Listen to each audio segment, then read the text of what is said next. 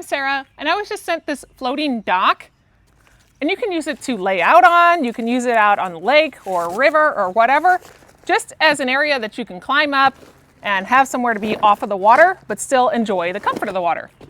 This is a nice durable material here. It's got a lot of different D-hooks and handles. It comes with a carrying case, a ladder, and a rope. So if you did want to tie it to the back of your boat or onto a dock or something and be able to be out in the water, you could do that. It also has a patch kit. You have a manual inflator as well as an electric inflator, which is awesome because that allows you to fill it up real quick.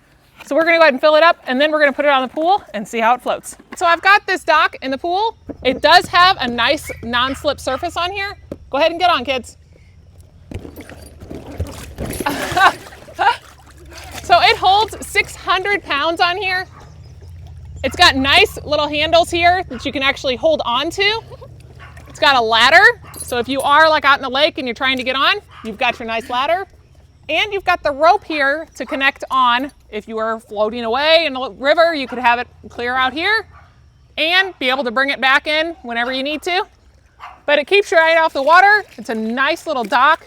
It's very sturdy. I think it's going to be put great to use this summer.